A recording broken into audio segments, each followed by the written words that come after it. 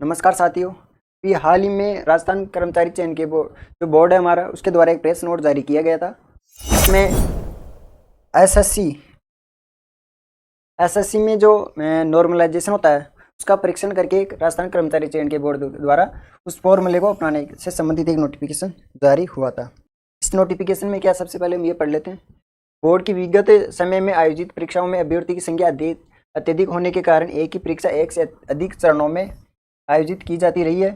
एक परीक्षा को भिन्न भिन्न चरणों में आयोजित करने पर प्रत्येक चरण के प्रश्न पत्र की जो कठिनाई का स्तर होता है वो भिन्न होने की संभावना बनी रहती है। ठीक है, ये नेचुरल सी बात है। अतः सभी चरणों के प्रश्न पत्रों के डिफिकल्टी लेवल में समानता लाने के लिए बोर्ड द्वारा विशेषज्ञों की राय व अनुशंसा के अनुसार जो जेड फॉर्मूला था लागू कर परीक्षा परिणाम जारी किया जाता रहा। जो पहले फॉर्मूला था वो जेड फॉर्मूला था, ये क्या था अभी हम आगे देखेंगे। गठित कमेटी ने विभिन्न भर्ती एजेंसियों द्वारा नॉर्मलाइजेशन हेतु लागू किए जा रहे फॉर्मूलों का परीक्षण कर कर्मचारी चयन आयोग एसएससी के द्वारा जो गत माह में नॉर्मलाइजेशन जैसे एनटीपीसी का एक एग्जाम हुआ था उसमें ये लागू हुआ था हेतु लागू किए गए इक्वी परसेंटाइल फॉर्मूला को बोर्ड द्वारा एक से अधिक चरणों में आयोजित करवाए जाने वाली भर्ती परीक्षाओं में लागू करने की प्रशंसा की है। ठीक है, इसमें यह बताया गया जैसे एसएससी ने फॉर्मूला इसका यूज किया है वो अब जो कर्मचारी चयन बोर्ड है हमारा वो अब इसमें यूज करेगा नॉर्मलाइजेशन की प्रोसेस में। ये किस प्रकार से यूज होगा अभी आगे देखेंगे। अतः उपरोक्त गठित समिति की अनुशंसा के आधार पर राजस्थान कर्मचारी चयन बोर्ड ने यह निर्णय लिया है कि आज दिनांक 25 जुलाई 2025 को ये नोटिस जारी हुआ था से बोर्ड द्वारा आगामी नॉर्मलाइजेशन प्रक्रिया यानी कि बोर्ड द्वारा एक से अधिक जितने भी चरणों में एक से अधिक पारियों में जो आयोजित परीक्षा होगी उसमें ये फॉर्मूला यूज किया जाएगा। भर्ती परीक्षाओं में नॉर्मलाइजेशन हेतु इक्वी परसेंटाइल फॉर्मूला लागू किया जाएगा जो कि समय समय पर बोर्ड द्वारा अधिसूचित किया जाएगा। जैसे जेल प्रेरित सीधी भर्ती परीक्षा हो गई जिसका आयोजन एक से अधिक चरणों में करवाया जा चुका है, जो हमारी 12 और 13 तारीख को हुई थी। इस कारण उसमें भी नॉर्मलाइजेशन हेतु इक्वी परसेंटाइल फॉर्मूला लागू किया जाएगा। तो इसमें सीधी सी बात है कि जैसे आपने देखा होगा कि पशु परिचर्या में नॉर्मलाइजेशन की प्रोसेस किस प्रकार की हुई थी, है ना। अब उस कमी को छिपाने के लिए बोर्ड के द्वारा या फिर नवाचार करने के उद्देश्य से जो आरएसएस भी है हमारा उसने एसएससी की तर्ज पर एक जो पहले जेड फॉर्मूला चलता था, कौन सा फॉर्मूला, जेड फॉर्मूला, उसकी जगह अब एक नया फॉर्मूला लाया है वी परसेंटाइल फॉर्मूला। ठीक है, ये एसएससी के द्वारा एनटीपीसी का एग्जाम होता है वहाँ पे इसको लागू किया गया था। तो सबसे पहले इसमें क्लास में क्या क्या देखेंगे।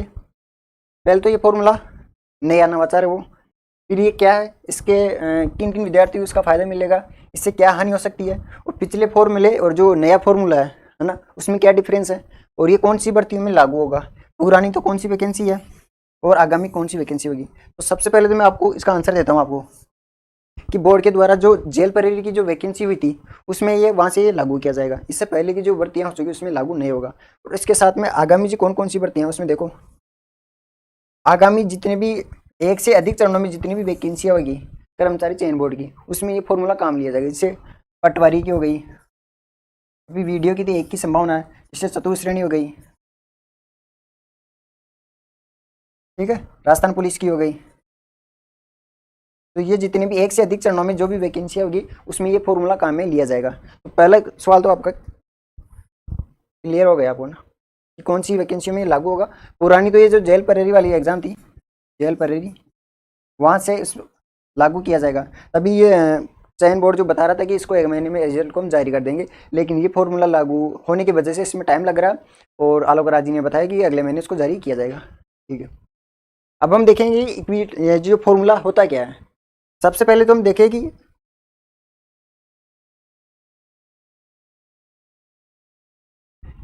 एक होता है परसेंटेज और एक होता है परसेंटाइल। तो परसेंटेज का तो हम जैसे मैथ में पढ़ते हैं प्रतिशत से मतलब यानी कि 100% से, और परसेंटाइल का पहले आपको ध्यान रखना है कि इसका मतलब 100% से नहीं है ना। इसमें जैसे नॉर्मलाइजेशन कैसे होता था, नंबरों के हिसाब से। जैसे आपको पता है जैसे 1 पारी 2 3 पारियों में एग्जाम हुआ है ना, इस पारी में एक स्टूडेंट के जैसे एवरेज नंबर आए 200 मार्क्स का था, 170 या 100 का ले लेते हैं, 100 मार्क्स का पेपर था, इसके नंबर आए 90, इसके नंबर मान लो 17 आ गए और इसके मान लो 60 आ गए, है ना। अब उसमें पहले वाले में नंबरों के हिसाब से कट ऑफ डिसाइड होती थी। जैसे इसके 90 यानी कि ये सरल पेपर था, ये मध्यम टाइप का पेपर था और ये कठिन स्तर का पेपर था। तो इसके तो घटा दो, इसके घटा दो, तो इसमें जो पढ़ने वाला स्टूडेंट था उसके इसमें नुकसान होता था। और जैसे मान लो किसी ने ऐसे ही हल्की हल्की तैयारी की और वो चलो एग्जाम तो दे आते हैं, फॉर्म भरा हुआ दे जाते हैं, तो उसका सिलेक्शन हो गया, तो इसमें जो पढ़ने वाला था उसको ज़्यादा नुकसान हुआ। तो ये तो पहले वाला फॉर्मूला था परसेंटेज से नॉर्मलाइजेशन। अब इसमें जो कट ऑफ बोले, जो लास्ट में इसकी जो सिलेक्शन की प्रोसेस है वो रैंक के हिसाब से डिसाइड होगी, उसमें इन नंबरों का कोई रोल नहीं रहेगा। ये किस प्रकार होगी हम आगे देखेंगे। फिर इसको मैं एक तो एग्जाम्पल के हिसाब से देखेंगे, पोस्टों के हिसाब से, और एक पेपर के स्तर के हिसाब से, ठीक है। और फिर आपके कुछ क्वेश्चन आएंगे कि जैसे पहले तो परसेंटेज में तो नंबरों के हिसाब से डिसाइड होती थी। जैसे मान लो RSP की कट ऑफ गई 72%, 2%, ठीक है। तो उसमें आपने देख लिया कि मतलब 150 क्वेश्चन है, 200 नंबर है, तो लगभग इतने क्वेश्चन में ठीक कर देता हूँ, इतने नंबर आ जाएंगे तो मेरी कट ऑफ पार हो जाएगी, ठीक है। तो ये तो थे पहले। अब इसका आपको अभी इसमें क्या परसेंटाइल में क्या फ़र्क पड़ेगा वो देखेंगे इसमें। फिर इसमें भी एक बात चल रही है, इसमें 99.90% जिसके मार्क्स है 100 में से, वो भी इसमें फेल हो सकता है। वो किस प्रकार होगा वो भी देखेंगे भी। और इसमें ये लाभ किस प्रकार से होगा, ठीक है, और इसकी हानि क्या होगी। तो ये हमारी क्लास की विषय वस्तु रहेगी आज की। तो अभी हम देखते हैं परसेंटाइल एग्जाम्पल के हिसाब से, ठीक है। जैसे अब आप ध्यान से देखना इसमें, ठीक है, दिख जाएगा आपको। जैसे किसी वैकेंसी है, जैसे उसमें मान लो 600 पोस्ट है, कितनी है 600 पोस्ट, कोई वैकेंसी है, और उसमें टोटल जो स्टूडेंट थे फॉर्म भरने वाले वो लगभग 6 लाख उसमें फॉर्म डल गए, यानी कि बोर्ड के पास 6 लाख फॉर्म उसमें गए। अब बोर्ड का तो कर्तव्य है कि वो 6 लाख स्टूडेंट उनका एग्जाम ले, ठीक है। अब उसमें पहले नोटिस में हमने क्या देखा था कि जिन एग्जाम में एक से अधिक चरणों में परीक्षा आयोजित होगी उसमें इस फॉर्मूले का यूज किया जाएगा। तो 6 लाख है, 600 वैकेंसी है, ठीक है। अब बोर्ड चाहता है कि इसको एक से अधिक चरणों में इसको आयोजित की जाए, तो वो जैसे मान लो 6 पारियों में इसको आयोजित करना चाहता है। कितनी पारियों में, 6 पारियों में, 1 2 3, यहाँ मैं लिख देता हूँ पारी, एक सेकंड, जैसे मैंने यहाँ लिख दिया पारी हो गई है, 1 2 3 4 5, 6 पारियों में ये बोर्ड के पेपर हो गए, जैसे CT के होते थे वैसे, ठीक है। ये 6 पारियों में हो गए। फिर इस फॉर्मूले के तहत 6 पारियां हैं, 6 पारियों में पद अलग रहेंगे, अलग ही स्टूडेंट रहेंगे। वो कैसे, इसमें एक तो पद संख्या लिख रहा हूँ मैं यहाँ पर, और एग्जाम देने वाले स्टूडेंट, एग्जाम देने वाले स्टूडेंट। इस टेबल से इसको समझते हैं फॉर्मूला किस प्रकार काम करता है। 6 पारियां हैं, तो जो जितनी पोस्ट हैं और जितने आवेदन जो आवेदक उन्होंने फॉर्म भरे हैं उसका इसमें भाग दे देंगे। जैसे 600 में 6 का भाग दिया, यानी कि प्रत्येक पारी के पास 100 पोस्टें आ रही है, इसके पास 100 पोस्ट है, इस पारी वाले जितने भी स्टूडेंट है इसके पास 100 है, इसी प्रकार इसके पास 100 है, चौथे वाले के पास भी 100 है, पांचवें वाले के पास भी 100 है, इसके पास भी 100 है। तो ये टोटल कितनी हो गई, 600 पोस्ट हमारी कंप्लीट हो गई, ठीक है। 600 पोस्ट पूरी कंप्लीट हो गई। फिर बचे स्टूडेंट कि फर्स्ट बारी में कितने स्टूडेंट इसमें भागीदारी होगी इनकी। इसमें 6 लाख में भी जितनी पारियां होगी उसका भाग दिया जाएगा। जैसे 6 लाख में मैंने 6 का भाग दिया, तो प्रत्येक पारी के पास मतलब प्रत्येक पारी में 1 लाख स्टूडेंट्स भाग लेंगे। तो ये एग्जाम देने वाले जो स्टूडेंट हो जाएंगे, प्रथम पारी में 1 लाख, द्वितीय पारी में भी 1 लाख, इसी प्रकार थर्ड में भी 1 लाख, फोर्थ में भी 1 लाख, और फिफ्थ में भी 1 लाख, और सिक्स में भी 1 लाख। तो टोटल कितने हो गए, 6 लाख। 1 2 3 4 5 6। ये तो एग्जाम का पैटर्न रहेगा बोर्ड का अब, ठीक है, जिनमें एक से अधिक पारियों में एग्जाम आयोजित हो गए। तो पूरी पोस्टें आ गई, अलग अलग पारियों में भी हो गई, सुलभता भी हो गई, और एग्जाम देने वाले स्टूडेंट की संख्या भी पूरी पूरी इसमें कवर हो गई। ठीक है, ये आपको समझ में आ गया। अब आगे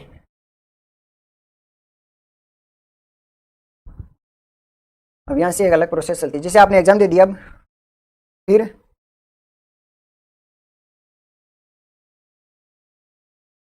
एग्जाम दे दिया अब आपने, पहले क्या होता था जेड फॉर्मूले, जैसे पूरी की पूरी 6 पारियों में हुआ ना, तो 6 की पूरी एक कट ऑफ निकलती थी, पूरी कट ऑफ।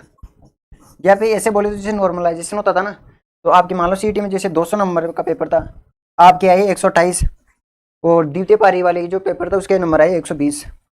अब इसमें क्या हो, जैसे पशु परिचय में आपने देखा होगा, इसके तो घटा दिए, तो ये तो सिलेक्शन से वैसे बाहर हो गया, जैसे कट ऑफ 128 थी मान लो, तो ये सिलेक्शन से बाहर हो गया। तो इसके ये पहले बार था, नॉर्मलाइजेशन से इसके 8 नंबर बढ़ा के 128 कट ऑफ के अंदर लाए, तो ये मतलब पास हो गया, ये फेल हो गया। तो ये पढ़ने वाला था तभी तो 128 आई, ये नहीं पढ़ने वाला या फिर एवरेज स्टूडेंट था तो वो बाहर रह गया था, उसको अंदर ले लिया। तो ये तो पहले नुकसान होता था।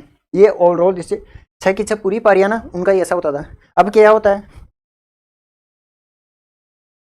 अभी की बात करते हैं हम।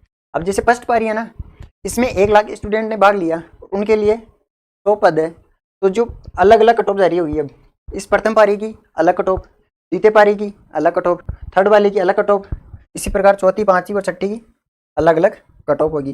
जैसे पूरे एक तो पूरी 6 की एक साथ हो रही थी, अब फर्स्ट पारी में देने वालों की एक साथ होगी, है ना, कि जैसे मान लो प्रथम पारी है, अलग अलग पारी है, इनमें पेपर का एवरेज तो समान तो आएगा नहीं कि एक में सामान्य आ गया, मतलब सरल आ गया, एक में कठिन आ गया, और एक में मध्यम आकार का मीडियम साइज का गया, वो तो होगा नहीं इसमें। जैसे मान लो एक में करंट बहुत हाई वाई पूछ लिया, एक में पूछ लिया कि राजस्थान के राज्यपाल कौन है ना, एक में पूछ लिया कि राजस्थान के राज्यपाल के संबंध में निम्न कथनों पर ध्यान दीजिए। तो जो कथन वाला वो तो इसकी तुलना में कठिन है पहले वाले का, ठीक है। जैसे लाइब्रेरियन में पूछा, इसकी जो कट ऑफ होगी अब, इसकी अलग होगी, इसकी अलग होगी, इसकी अलग होगी, इन सभी की अलग अलग कट ऑफ होगी। तो ये तो था परसेंटाइल में एक फॉर्मूला। अब इसमें एक चीज मैं आपको यहाँ पर रोकता हूँ, फिर इसको आगे बताऊंगा। परसेंटेज और परसेंटाइल में क्या डिफरेंस होता है, क्योंकि नाम देखने में एक जैसे लग रहे हैं। परसेंटेज में जैसे मान लो एक कक्षा में 100 विद्यार्थी है, ठीक है, और एक पेपर हुआ, 500 नंबर का पूरा टोटल पेपर था, इसमें एक स्टूडेंट के 450 आए, एक के 400 आए, एक के 380 आए, और एक के मान लो 350 आए, ठीक है। अब मेरे को इसे को मैंने एक ए नाम दे दिया, इसको बी, इसको सी और इसको डी। एक का परसेंटेज निकालना है, तो कितने तो इसने प्राप्त किए, कितने में से किए, और इसका परसेंटेज इसने 100 से गुना कर देते हैं। तो इसको हमने काटा, तो ये बेटा 90%, यानी कि एक के 90% आए, ठीक है। इसी प्रकार से और कभी निकाल सकते हैं। अब इसी के साथ एक चीज़ देखो, अब परसेंटाइल में क्या होता है, इसके आए 90%, में यहाँ लिख देता हूँ, यानी ये क्लास का सबसे टॉपर स्टूडेंट है। परसेंटाइल में क्या होगा, ये स्टूडेंट है ना, और ये पूर्णांक था, इसमें पूरा 500, ये सभी के लिए था। इस परसेंटाइल में क्या होगा, जो पूर्णांक होगा, क्लास में सबसे टॉपर था, उसके नंबरों को आधार माना जाएगा।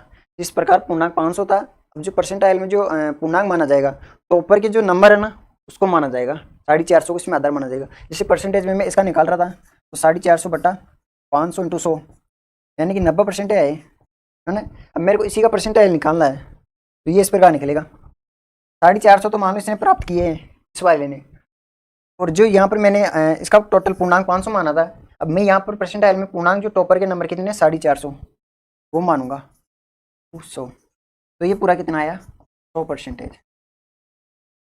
यानी कि जो ये 90% है, ये 100% के बराबर हो गया। यहाँ पर तो 500 हो रहा था, ठीक है, पूर्णांक, और यहाँ पर 450 हो जाएगा। ये होता है बेसिक परसेंटेज और परसेंटाइल में डिफरेंस, ठीक है। अब इसी प्रकार से जो एग्जाम होंगे फर्स्ट पारी में, सेकंड पारी में, थर्ड पारी में, वहाँ पर वापस लेके चलता हूँ मैं आपको, ये वाली है ना। अब मैं यहाँ पे लिखता हूँ एग्जाम हो गए, अब इनके मान लो नंबर कितने आएंगे, प्राप्तांक इनके। अब जैसे मान लो 100 पोस्टें थी, 100 नंबर का हम इसमें पेपर मान लेते हैं, ठीक है। इसके मान लो नंबर आए 90, फर्स्ट पारी का टॉपर है ये, सेकंड पारी का नहीं, फर्स्ट पारी का। सेकंड पारी में एक टॉपर था, उसके आए 80 100 में से। इसी प्रकार थर्ड में 70, 60, फोर्थ में से मान लो किसी के पीछे से आ गए, इसमें मान लो 26 हो गए, तो ये 6 हो गई, ठीक है। अब इनके सभी के अलग अलग नंबर है। ये जो 90 वाला नंबर वाला व्यक्ति है, स्टूडेंट है, ये अपनी पारी का टॉपर है। परसेंटाइल की बात करूँ, परसेंटेज की बात नहीं कर रहा, अपनी पारी का टॉपर है ये, इस वाली का नहीं है। इस वाली का वैसे तो है ही, मतलब ये 100 पोस्ट है ना, पोस्टें वाला है, ये ऐसे समझ लो कि एक प्रकार से जैसे ये अलग ही वैकेंसी होगी कि 100 पोस्टें वाली अलग है, ये 6 वैकेंसियाँ हो गई, ऐसे समझ लो इसको। तो ये इस पहली वाली वैकेंसी है ना, इसका टॉपर है, 90 नंबर आए हैं वो वाला। इसी प्रकार दूसरे में जो आया है, मतलब एक और समझाऊँ तो इसमें 90 वाले का तो इसमें सिलेक्शन होगा ही होगा। इसमें फर्स्ट वाली में 1 से लेकर 90 तक के जितने भी स्टूडेंट है वो सारे के सारे इसमें पास है, उनका सिलेक्शन हो गया, ठीक है, वो डीजे बजवाओ। उसके बाद में 91वां ये भैया फेल है। इसी प्रकार से द्वितीय पारी का सेकंड पारी का स्टूडेंट है, इसके 80 नंबर है, ठीक है।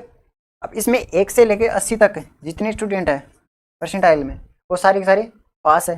और इसके बाद में 81 82 या कितने का है वो, हाँ तो इससे नंबर ज़्यादा, लेकिन इसमें फर्क क्या पड़ रहा है, रैंक का, यानी कि पहली रैंक, दूसरी, तीसरी, चौथी, इस प्रकार 80वीं रैंक। उसके बाद में 81 82 रैंक, ये रैंक नहीं होती।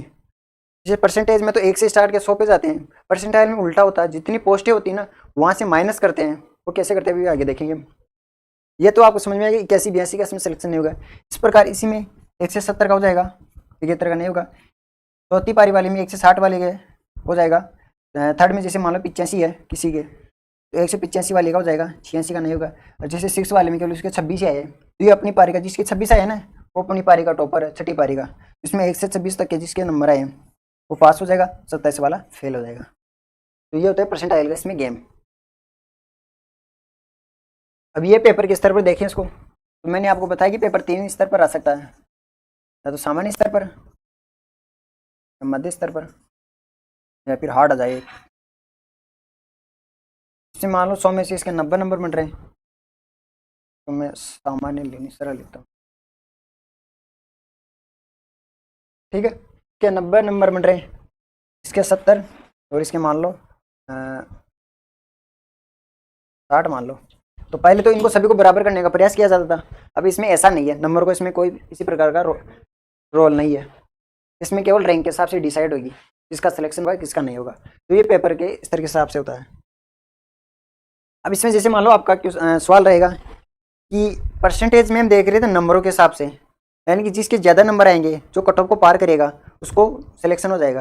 या फिर मान लो जैसे रीट का एग्जाम लगा, शायद 100 नंबर का होता होगा, पता नहीं मेरे को, 100 नंबर का है, उसकी कट ऑफ मान लो गई 82, है ना, मतलब लास्ट फाइनल वाला जो डिवी के लिए होगा ना, उसकी कट ऑफ मान लो गई 82, ठीक। और ये होगा 100 का। तो इसमें 82 वाले का पहले परसेंटेज वाली बात बता रहा हूँ, इसका सिलेक्शन हो गया। तो इसको मान लो जो जॉब मिली वो दूर मिल गई, और जैसे 92 हो गए, 98 आ गए, तो इसको पास भी मिल गई। ये तो परसेंटेज का गेम होता था। अब इसमें ऐसा नहीं है, मतलब जिसके ज़्यादा क्वेश्चन सही किया ना उसको ज़्यादा नंबर मिले, उसको सुविधा ज़्यादा मिली। इसमें उल्टा है, जैसे इसमें नंबर का कोई फर्क नहीं है, आप पूरे पूरे अटेंड करके आओ नहीं भी करके आओ, है ना, बस आपके जो टॉपर है उस पूर्णांक के हिसाब से आप उस पारी में आपका नंबर आ जाना चाहिए, है ना। तो ये इसमें आपका ही फर्क पड़ेगा। फिर एक सवाल है कि 99.9% वाला विद्यार्थी इसमें कैसे फेल होगा। ये जैसे मैंने आपको बताया ना, 90 हो गए, 90 नंबर आ रहे हैं, और 1 से 90 तक का सिलेक्शन हो रहा है, 91 वाला फेल हो रहा है, तो वो कैसे हो रहा है देखो।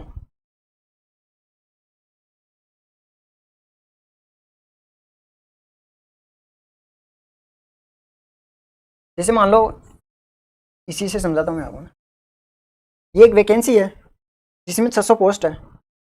कितनी है, 600 पोस्ट हैं उसमें टोटल, ठीक है। उसमें आवेदन करने वाले विद्यार्थियों की संख्या है 6 लाख। अब मान लो बोर्ड को उसको 6 पारियों में लेना है इस एग्जाम को, सेम बातें हैं वो वाली। तो इसमें मान लो 100 जाएंगे, इसमें 100, इसमें 100, इसी प्रकार से, और इसमें 1-1 लाख, सभी में 1-1 लाख, ठीक है। अब इसमें बोर्ड को तो 600 पोस्ट चाहिए टोटल, आवेदन कितनों ने किए, 6 लाख ने, है ना। अब इसमें एक चीज़ देखना आप, 1 से लेकर टोटल का बता रहा हूँ मैं, 1 से 2 3 इस प्रकार से 600 पोस्ट तक, इन सभी को तो उनका सिलेक्शन लेना है, उनको सेलेक्ट करना है बोर्ड को, इन सभी को, ठीक है। इसके बाद में जो अगला नंबर है 601 वाला, 602, इस प्रकार से टोटल जितने विद्यार्थियों ने एग्जाम दिए, जैसे 6 लाख हो गए, तो इनका रेड पेन से ये रेड जोन में चले गए, यानी इनके लिए खतरा है, इनका सिलेक्शन नहीं होगा। 601 वाले का नहीं होगा, 602 वाले का नहीं होगा, इस प्रकार से जितनी रैंक है। अब इनकी रैंक कैसे डिसाइड होती है वो बताऊँ तो, जैसे 6 लाख का टोटल, 600 तो सिलेक्शन हो गया, बाकी बच्चे कितने, 6 लाख में 600 माइनस कर देंगे तो 599 400, ये स्टूडेंट बचे। तो 601 वाले है ना, इसकी रैंक है ये वाली, यानी ये पीछे से इस रैंक पे है। यहाँ पे मत देखो ये 601 पे, 600 के पास में ही है ना, ये 5,99,400 इसकी रैंक है। इसी प्रकार से 602 की देख लो, 399 आ जाएगी, 398, इस प्रकार पीछे से रैंक चलती है इसमें। तो ये जो 601 वाला ना, अब ये 99.19 कैसे बनते देखो, इसका फॉर्मूला किसे काम करता है, इसे मैंने कैलकुलेटर ले लिया, तो 5,99,400 इसमें भाग दूंगा, टोटल कितनी है 6 लाख, ठीक है, और बराबर इंटू 100, गुना का कहाँ पे है, तो 99.9 ये किसके थे, मैंने 601 वाले की रैंक निकाली है। अब जैसे मान लो 602 की निकाली है तो 398 आएगा, 5,99,98 भाग टोटल 6 लाख इंटू 99.89, तो रैंक घट रही है। देखो लो अब ये 100% है, उसमें थोड़ा सा मतलब 0.10% का इसमें डिफरेंस है, ये वाला इसमें फेल हो गया, मतलब इसमें नंबर का कोई नहीं, इसमें रैंक आनी चाहिए इस एरिया में, 1 से लेके जितनी वैकेंसी है उस एरिया में आपकी रैंक आनी चाहिए। तो ये है परसेंटाइल वाला गेम सारा का सारा, ठीक है, तो आपको समझ में आया होगा ये।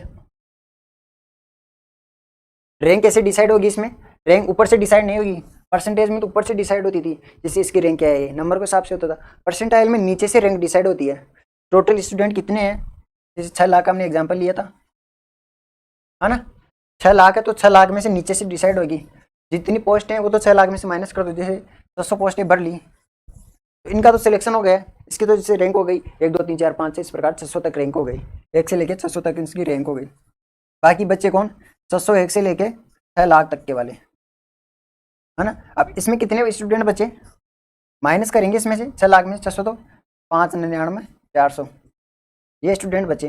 तो जो 601 वाला आएगा उसकी ये रैंक हो जाएगी, 602 वाला आएगा उसमें से एक माइनस कर दो, 399 हो जाएगा, 3 आ जाएगा तो 3 कम कर दो, यहाँ पे 397 हो जाएगा, इस प्रकार उसकी रैंक होगी नीचे से।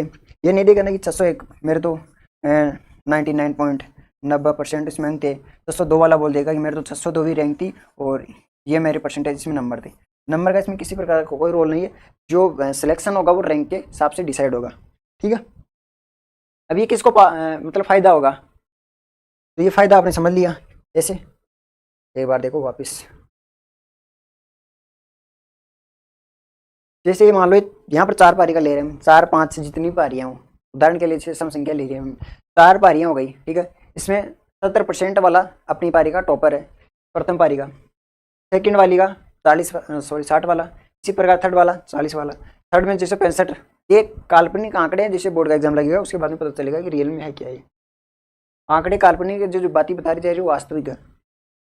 तो ये अपना टॉपर है, तो इसमें 1 से लेकर 70 तक की जिसकी रैंक होगी, अब मैं यहाँ पर रैंक शब्द का यूज़ कर रहा हूँ, उसका सिलेक्शन हो जाएगा, ठीक है। और जो 71 वाला होगा वो भाई साहब प्रथम में आया तो उसको दूसरे में तो डालेंगे नहीं कि लो ताना इन भी डाल दिया ना, वो फेल हो गया, वो टाटा भाई है, वो दोबारा कोशिश करेगा अभी। इसी प्रकार से 1 से 60 तक के सेकंड पारी वाले, इनको जितनी पोस्टें डाली थी वो पूरे पूरे पास हो जाएंगे, जो 60 वाला वो टॉपर होगा, और जो 60 से नीचे वाले होंगे कौन कौन से, जैसे 59 से ऐसे 1 तक के चलेंगे, तो इनकी जो गणना होगी वो ये 60 इसको आधार मानकर की जाएगी, जैसे हमने 500 किया आधार, टोटल नंबर कितने थे, एवरेज निकालते हैं ना, तो एवरेज में कुल संख्या लिखते हैं टोटल, है ना, योग, इसी प्रकार से इसमें 60 नीचे लिखा जाएगा, ठीक। थर्ड वाले में जिसके 40 है वो टॉपर है, तो इसमें 1 से 40 तक का सभी का सिलेक्शन होगा, और 41 वाला रह जाएगा। अभी इसके जैसे ये वाला तो 100% के बराबर है, 100% के बराबर, परसेंटेज सॉरी गलत है, परसेंटाइल के बराबर है 40 वाला 100 के बराबर, ठीक है। 41 वाला जैसे 1 कम हो गया तो 99.9 के बराबर हो गया, जैसे 42 वाला है तो ये 99.89 के बराबर हो गया, ये अभी हमने परसेंटेज निकाले थे, तो इनका सिलेक्शन नहीं होगा। उसी प्रकार से सेम प्रक्रिया, जैसे इसकी मान लो 65 है तो ये 65 वाला अपनी पारी में टॉपर है, अलग अलग रैंक डिसाइड हो गई, तो किसका सिलेक्शन होगा किसका नहीं होगा, जिसका होगा उसको लाभ होगा, जिसका नहीं होगा उसको हानि होगी, ये इसके लाभ और हानि है। हानि हमने देख ली, जैसे अभी क्या है कि जैसे बोर्ड ने केवल ये नोटिस जारी किया है, जैसे मैंने आपको बताया कि हम एसएससी की तर्ज पे ये कार्य कर रहे हैं। ठीक है, 25 जुलाई का आया था ये। अब इसमें हानि क्या होगी वो तो पेपर लगने के बाद सिर्फ जेल परेरी का आता है, तो उसमें देखेंगे कि किस प्रकार इसको कैलकुलेशन किया है। ठीक है,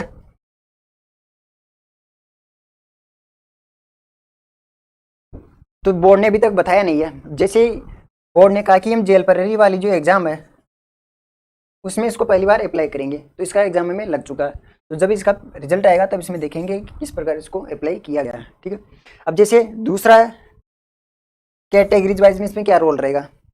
जैसे मान लो फर्स्ट पारी में SC ST जितनी कैटेगरी है एग्जाम तो सभी देंगे, ऐसे होता नहीं कि सभी को एक समान कर दिया। ठीक है, जैसे मान लो कि कुछ कैटेगरीज लिखी है मैंने, जैसे SC हो गई, ST हो गई, OBC हो गई, जनरल हो गई, MBC, अन्य कुछ भी और भी जो भी जन है।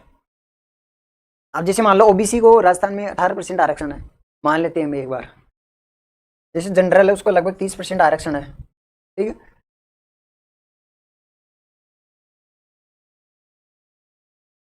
अब इनके आरक्षण को देखिए क्या मामला है। इनको ये आरक्षण है, 100 पोस्टें हैं।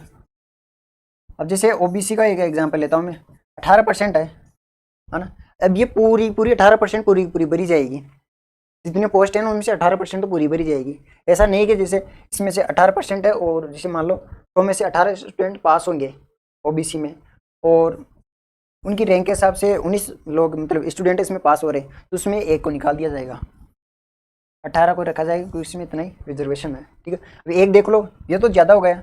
एक मान लो कि लगभग 12 या 13 स्टूडेंट है, तो बाकी 5 कहाँ गए। ऐसा तो है नहीं कि लगभग पूरी को भरा जाएगा, ऐसा नहीं, ना तो ज़्यादा भरी जाएगी ना कम भरी जाएगी। 13 है, बच्चे कितने 5, तो 5 अन्य कैटेगरी से या फिर जो वैकेंसी है उनमें से एडजस्टमेंट करके उसको पूरा का पूरा भरा जाएगा। अब जैसे एक एग्जाम्पल से और समझे, जैसे मान लो ये जनरल वाले हैं, है ना, इसमें 30% आरक्षण हो गया मान लो। ओके, इसमें स्टूडेंट पास हो गए 36 और एक मान लेते हैं हम 25 कमी वाले, और ये ज़्यादा वाले, मतलब ये ज़्यादा 6 लोग इसमें ज़्यादा प्लस में ज़्यादा पास हो गए, और इसमें 5 लोग माइनस में है अभी, मतलब 5 पोस्ट इसमें खाली है जितना आरक्षण है उसके हिसाब से। अब ये 6 की 6 सीटें, जैसे वहाँ पर हमने देखा कि 13 भर गई, 5 रह गई, तो 5 को भी भराया जाएगा। 6 अन्य कैटेगरी में जैसे 6 एक्स्ट्रा है, इनको बाहर कर देंगे। आप निकलो यहाँ से, निकल गए 5, तो मान लो इसको दे दिया, एक बच गई, तो एक फिर मान लो किसी अन्य कैटेगरी में रह गई, तो वो बोर्ड अपने हिसाब से उसको एडजस्टमेंट करेगा, वो किस प्रकार करेगा अभी उसकी मतलब फिक्स आया नहीं है कि पैटर्न किस प्रकार होगा। ये जैसे 5 कम रह गई तो इसको भी भरेगा वो कहीं से भी लाके, भरना पूरा 100 का 100% भरना पड़ेगा उसको। तो ये इसमें एक हानि हो गई। ठीक है, ये हानि कैसे, जैसे 36 पास हुए, अब 6 भी तो पढ़ के आए हैं भाई, तो ये तो बाहर जाएंगे क्योंकि रिजर्वेशन को है ही 30% ही, तो 30 ही लोग भरेंगे 100 में से, बाकी जो 6 है वो तो बाहर जाएंगे। तो ये एक प्रकार की हानि हो गई, ये एक हमने अनुमान के रूप में इसको देखा है। तो ये तब आज का हमारा बिंदु इक्वी परसेंटाइल फॉर्मूला क्या होता है। ठीक है, एक बार मैं आपको वापस बता देता हूँ कि ये कौन कौन सी वैकेंसियों में लागू होगा। तो अभी बोर्ड ने तो बताया कि एक तो पशु परिचर को तो आपने देख लिया होगा, उसको तो फटाफट समेट दिया इन्होंने, पद्दा डल गया वो तो एक प्रकार से। ठीक है, अब जो वैकेंसी हुई थी कौन सी, जेल प्रहरी वाली, 12 तारीख या 13 तारीख को हुई थी वो वाली। एक तो इसमें पुरानी वैकेंसी है, विगत वैकेंसी है, वहाँ से इसको लागू किया जाएगा। और जो आगामी वैकेंसी होगी उसमें एक से अधिक जिस परीक्षा में पेपर होंगे, मतलब एक से अधिक पारियों में होगा, उसमें ये फॉर्मूला काम करेगा। अब जैसे एक हो गई, जैसे मैंने आपको बताया कि 6 हो गई है, 1 2 3 4 5 6 सब प्रकार की पारियाँ हो गई, तो इसको मान लो एक प्रकार की वैकेंसी ये हो गई, इसका अलग मामला, कट ऑफ अलग है ना, इसका अलग ही रिजल्ट आएगा, इसी प्रकार से अलग ये। तो ये 6 की 6 प्रकार के रिजल्ट हो गए। एक में जैसे मान लो एक ही पारी में हुई, एक में हो जाएगा, इसको एक के बराबर मान लो, इसका जितने स्टूडेंट ने दिया उनका अलग कट ऑफ आ जाएगी, अलग उनका रिजल्ट आ जाएगा। ठीक है, तो ये जैसे पशु परिचर में तो होगा नहीं, इसके तो आप उम्मीद छोड़ दो। ठीक है, जेएल परेरी में यहाँ से स्टार्ट होगा, कर्मचारी चयन बोर्ड ने अपने प्रेस नोट में ये बताया है। और जो आगामी वैकेंसियाँ जैसे पटवारी के लिए बोल रहे हैं एक से अधिक पारियों में होगी, जैसे वीडियो के लिए भी संभावना तो लग रही है, अन्य भी कोई एग्जाम होते हैं जैसे पुलिस के जो भी एग्जाम होंगे कर्मचारी चयन बोर्ड के, उसमें ये फॉर्मूला काम में लिया जाएगा। ठीक है, तो ये तो आपकी एक डाउट, कॉमन डाउट कि किस प्रकार से फॉर्मूला काम करेगा। अब इसको आप किस्मत मत समझना कि इसमें नंबर का तो रोल वो है नहीं, जैसे किसी के 26 से आ रहे, किसी 85 भी आ रहे। हमें अपनी पूरी कोशिश करनी है, ठीक है, पूरा पढ़ना है। ऐसा नहीं देखना कि किसी जैसे जियोग्राफी है, राजस्थान हिस्ट्री है, उसमें से 4 क्वेश्चन आ रहे, 4 क्वेश्चन जैसे आपने छोड़ दिए, किसी को तो याद हो गए तो 4 तो आपसे आगे निकलेगा ही, ठीक है। तो सिलेबस पूरा कवर करना है, ठीक है।